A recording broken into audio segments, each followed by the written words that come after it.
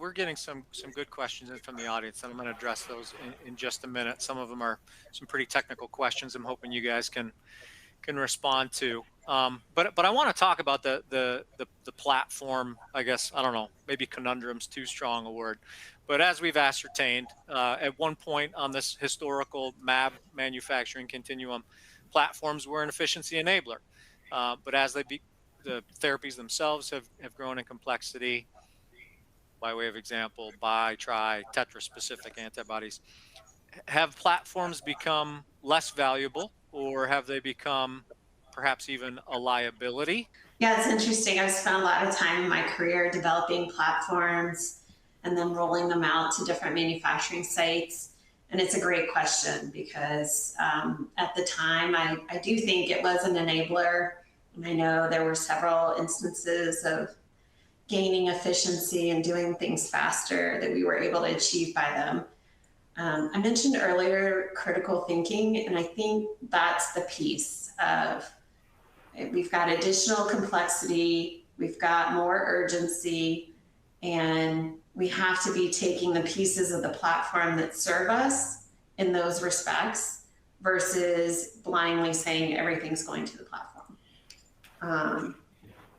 And that's the tricky part, is like, again, multiple interdependencies. How do we make sure we've covered everything at a decision point, and put it in or use the right aspects of a platform to get the objective we determine or the value we want to gain out of it. What do you think, Gene? Yeah, I couldn't agree more, Avril. I think, yeah, the platforms obviously were really optimized for monoclonal antibodies. And by and large, mAbs have very similar biochemical and biophysical properties. That's really what makes the platform process work. But when you start inputting in more complex molecules, it can still work, obviously, and I think it does for many of these molecules, but the operating parameters for sort of the unit operations in a platform process need to be performed taking into account the unique properties of the molecule, the complexity of the molecule. And you can't just assume that the same sort of operating parameters which worked on a mAb will also work for your molecule. And so the operator, the scientists who are taking care of your product on the manufacturing floor always has to keep that in mind with the molecule that is being developed and processed. So I think the platform can still work, but it does require a little bit more critical thinking, as you say, Avril, on the shop floor. But I think when it comes to drug discovery as well, one shouldn't necessarily shy away from the platform. And I think by and large, protein engineers think about the platform. They will often engineer an FC, for example, because that is quite compatible with the platform. But I think there has to be a good understanding that the platform is just a starting point, really. It's a tool. And from that starting point, you can then transform that into a process that will work with most molecules.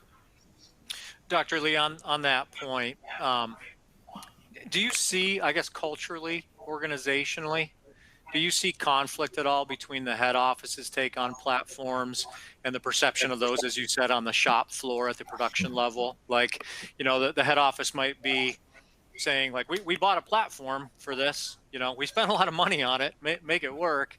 And maybe the shop floor saying, like, we bought a platform for this and it doesn't work because it requires customization and modifications to fit our processes. Is that an issue?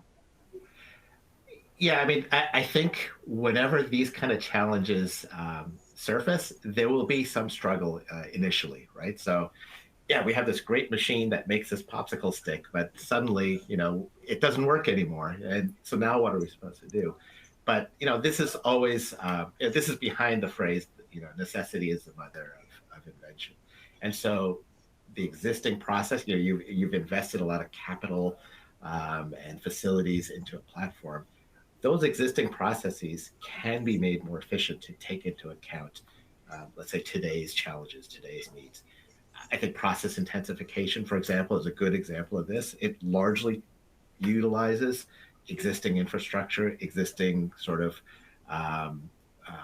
thought processes around what the manufacturing process will look like, and just sort of make it work more efficiently for the kind of molecules that we're seeing today. Even for monoclonal antibodies, process intensification can pay big dividends in terms of costs and flexibility and so forth. So yeah, I mean, I think there's that initial struggle between head office and perhaps shop floor operators, but using those sort of challenges can lead to better opportunities. Yeah, Matt, I would maybe add a quick point that everyone's idea of a platform is different. So make sure you're on the same page when you're having that discussion. Always be checking. Everybody on the, agree with what we think the platform is.